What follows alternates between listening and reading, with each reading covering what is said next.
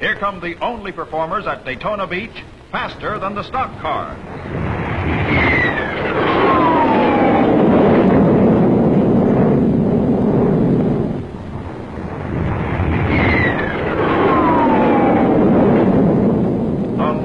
Crowd of auto racing fans in Daytona history have gathered to see the climax of 2 weeks of automotive safety and performance trials. Trials which saw nearly every stock car performance record smashed. In salute, the Air Force crashes the sound barrier as racing stock cars prepare once more to smash records on the sands of Daytona.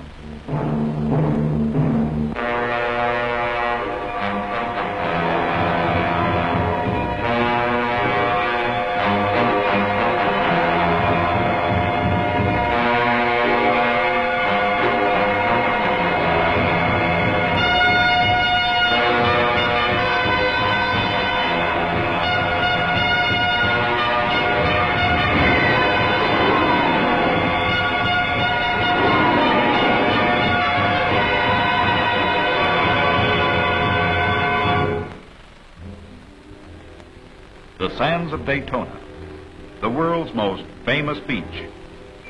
50 weeks a year, this Florida resort town basks in sunshine and listens to the quiet sounds of the surf.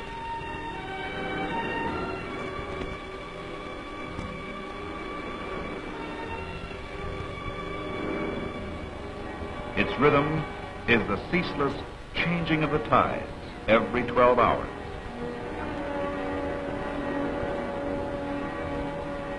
The Atlantic scours the wide, smooth beach with the pressure of 1,000,000 tons of water and suspended sand. At high tide, the sand is dropped before the surf retreats. The cycle repeats through countless sunsets.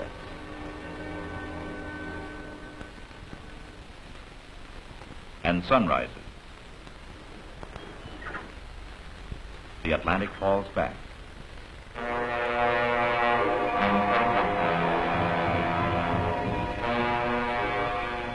The sand dries and becomes a great natural superhighway, 200 feet wide, 20 miles long. 50 weeks each year, the cycle is undisturbed. Then, one day, as the surf falls back, men can be seen resetting old markers, laying cables, measuring carefully from one cable to another. Exactly 1 mile.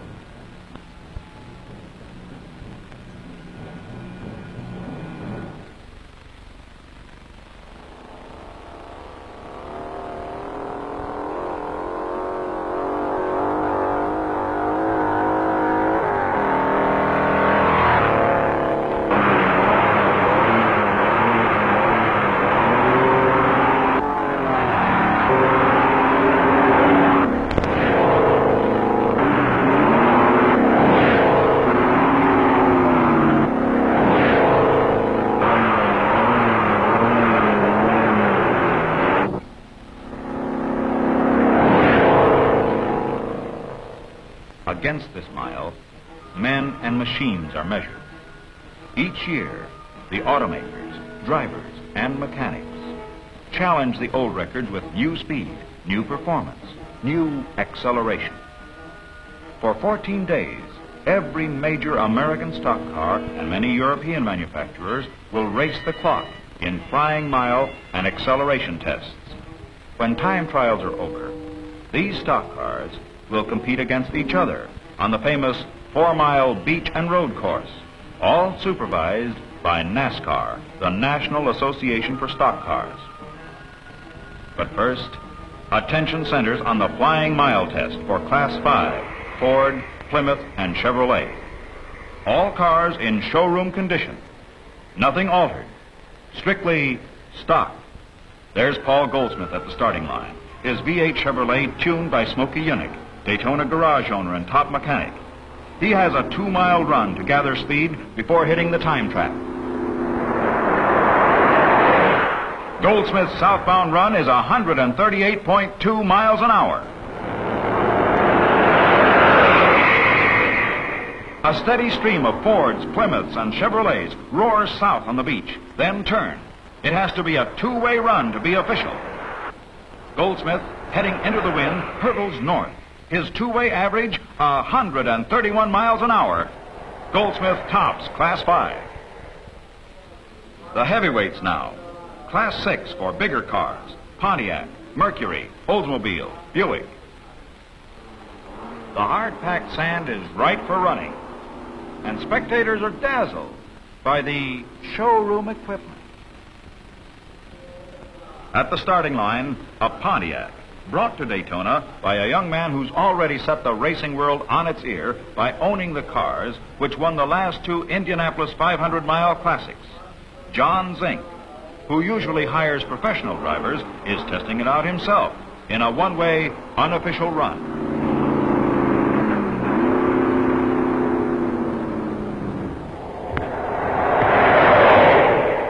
There go all the marks for all classes, 141.2 miles an hour.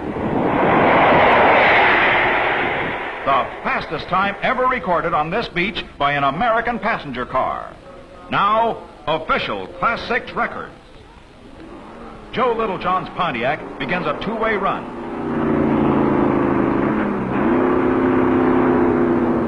He averages 131.7 miles an hour.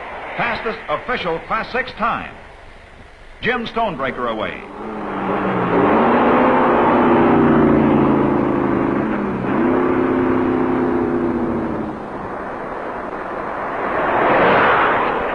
His Pontiac roars into the record book 128 miles an hour. Second fastest Class 6 time.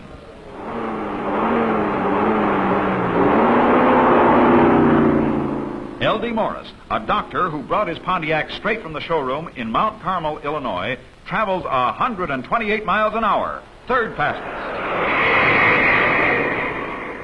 The sand barrier has been broken, but at 130 miles an hour, anything can happen.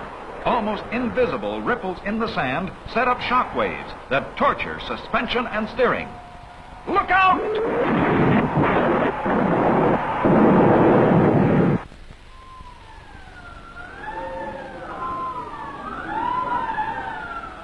Bill Norcott is trapped in the wreck. His seatbelt held, and rescue workers must cut him loose.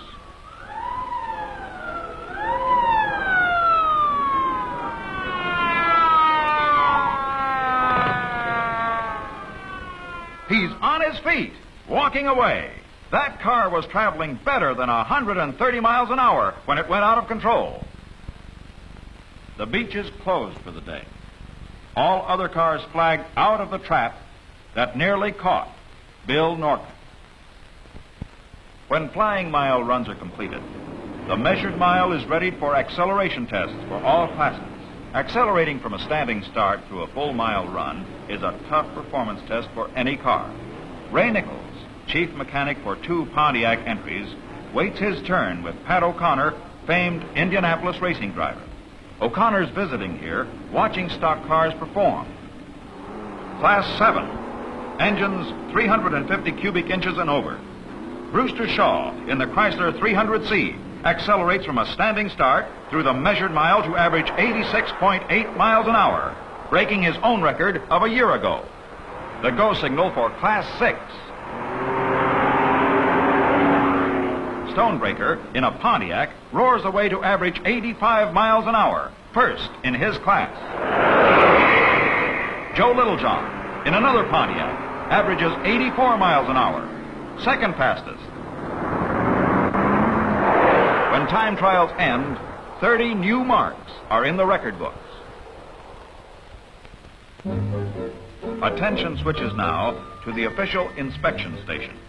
First stop for the Grand National Contenders. This is the first competitive event for the new models, and inspection will be as rigid as ever. Before any stock car is allowed on the beach to qualify for the race, it must be certified stock by NASCAR inspectors.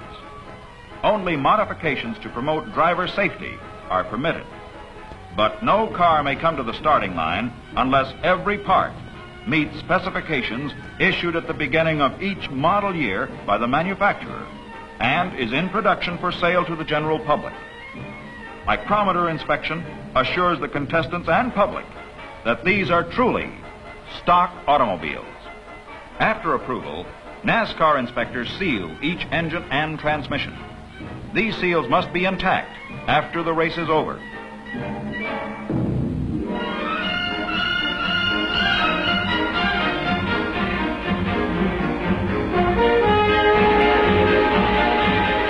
As race day approaches, Daytona shifts into high gear.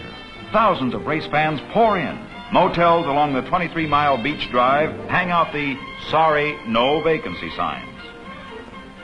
The only empty beds belong to mechanics who work around the clock getting the cars ready for the big race. Some teams have come 3,000 miles from California, bringing cars on giant haulaways. Other competitors have brought a fleet of cars and 4 tons of spare parts.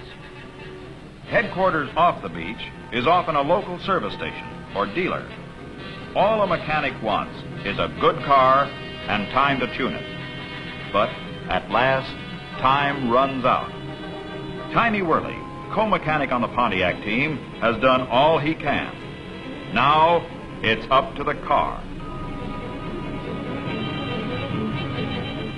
Back to the beach, ready to qualify these high-performance machines.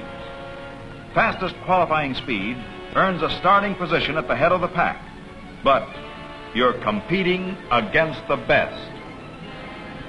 Superchargers, multiple carburetors, fuel injection, and the best drivers in the business.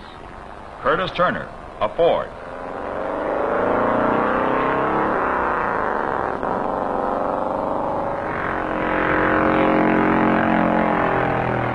A 118 miles an hour. Paul Goldsmith, Chevrolet.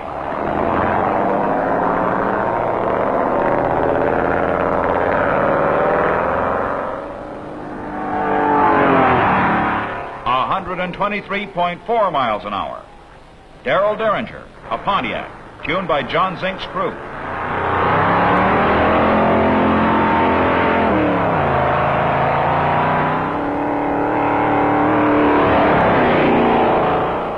Zink himself checks the official timing. 130.8 miles an hour. Cotton Owens in one of Ray Nichols' Pontiacs.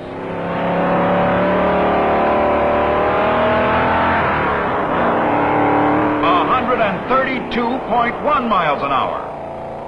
Banjo Matthews, the other Nichols Pontiac.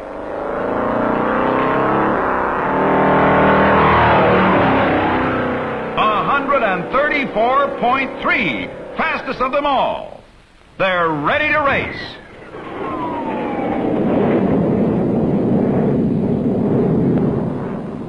The pace lap of the Grand National Beach and Road Race. This 160-mile event will give a car more punishment in one afternoon than 3 years driving on the highway. These cars and drivers must go all out to win.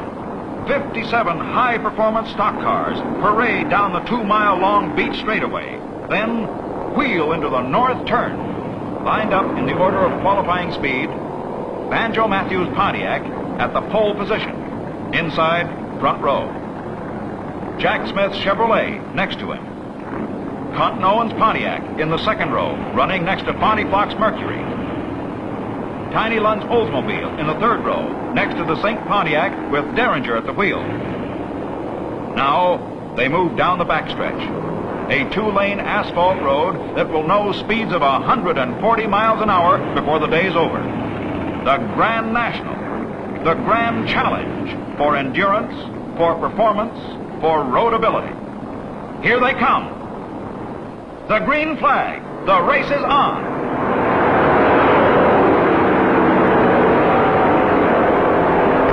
Through the south turn, Banjo Matthews in Pontiac number 8, first car off the turn, booming down the beach straightaway. The pace car gets out of the way as Matthews shows his speed. The field strings out as Banjo Matthews sends his Pontiac screaming north at 140 miles an hour. But there's a challenge. Cotton Owens, a number 6 Pontiac, moves into second place. He's passing. Number 6 grabs the lead.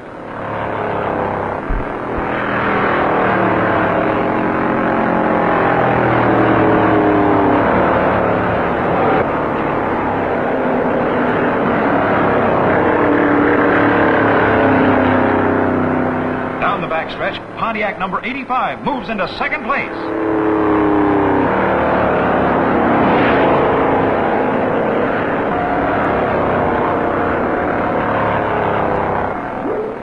Trouble on the south turn. Bob Dewell runs his Ford up the bank and out of the race. The leaders hit the beach together. Pontiac's running 1, 2, 3, and that's okay with mechanic Nichols.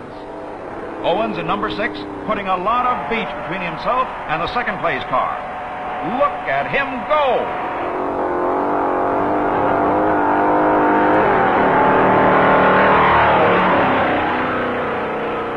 Coming fast through the pack from 20th starting position, Paul Goldsmith's Chevrolet.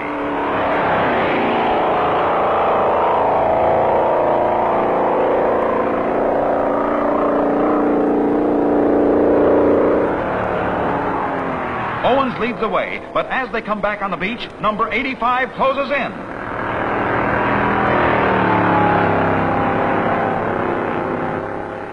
Uh-oh, there's a spin, and another! Number 85 slams into the spinning car. That's all the racing he'll do today. Another car in trouble. Paul Goldsmith coming through. Just look at that man drive. Tiny whirly stopwatches show Goldsmith is gaining 1.5 seconds each lap. Pocket radios tuned to the race broadcast keep the Pontiac crew informed. Owens Pontiac is meeting the challenge, lapping the field at an average speed of 106 miles an hour, a new record. Goldsmith moves up to second place.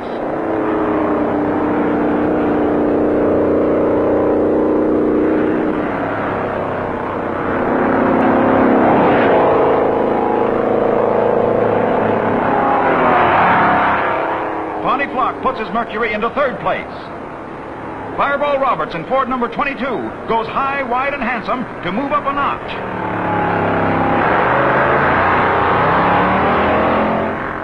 Goldsmith is closing in.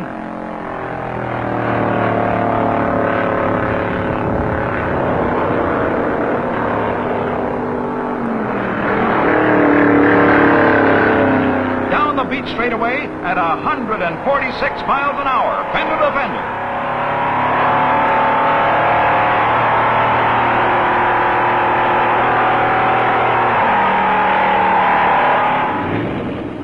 Look out! Fast cars coming through.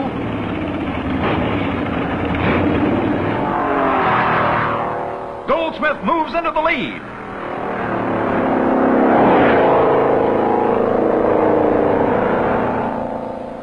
Bonnie Flock heads for his pit.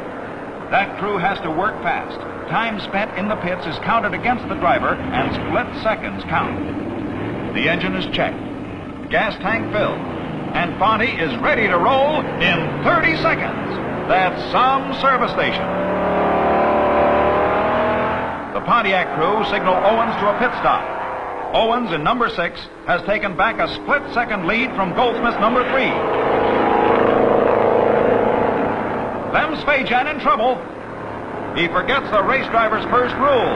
When you get to the end of the straightaway, turn left.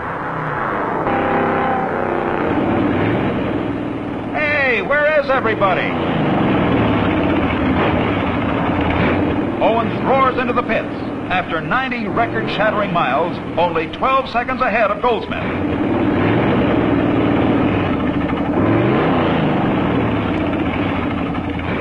Precious seconds are slipping away as Goldsmith roars down the beach into the lead.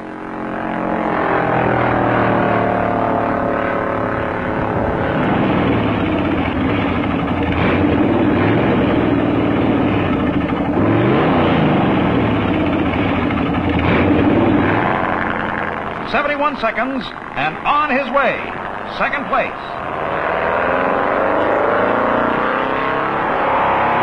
Owens goes all out, mashing the accelerator to the floorboard to to make up time.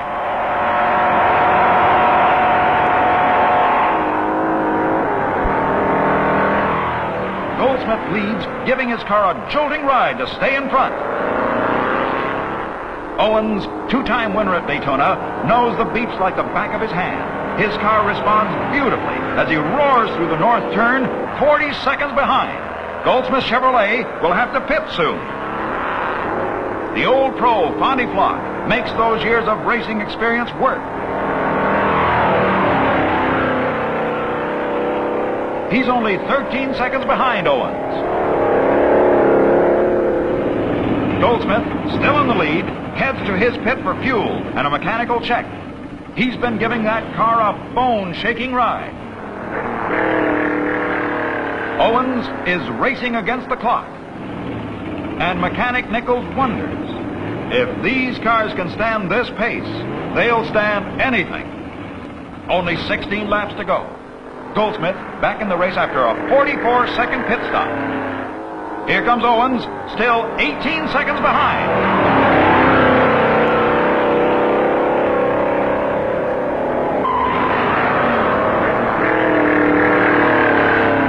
Goldsmith is trying to open his lead, but Owens' Pontiac responds to his touch and is keeping up the pressure on the front runner.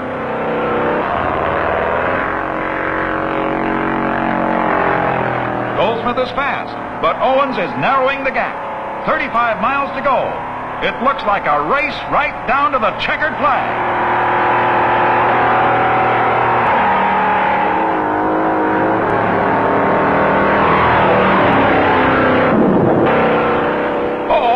It looks like Goldsmith might be in trouble.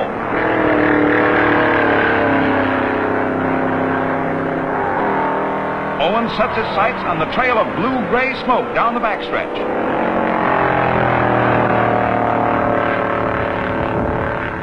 Goldsmith is losing speed.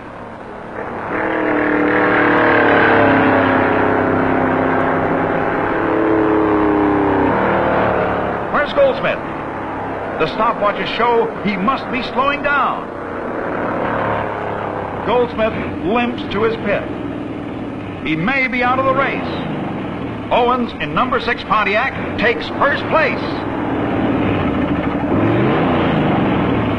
Smokey Yunick lifts the hood. Goldsmith's burned a piston. Maury Rose, famed Indianapolis winner, breaks the news to Goldsmith. Only a sportsman can take this much disappointment with a smile. But Bill Stropp, Mercury team manager, isn't ready to concede anything yet. Fondy Flock in position 3 might be able to close the gap. Smooth and steady, Flock finds the easy way around. He's been in enough races to know that the leaders can burn themselves out in the last few laps. Fireball Robert shows the form and style which makes him a threat in any race.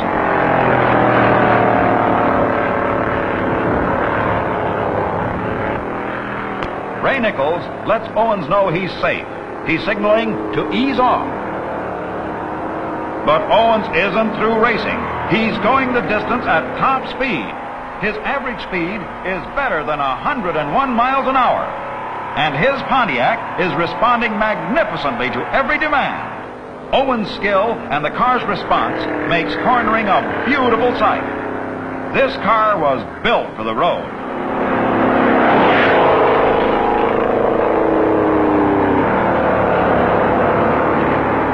One lap to go.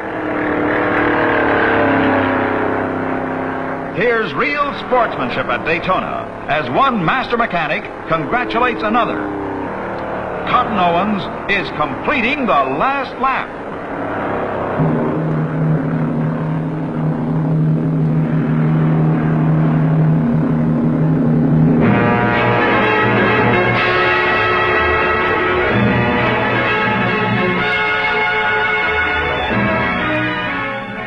Pontiac wins it.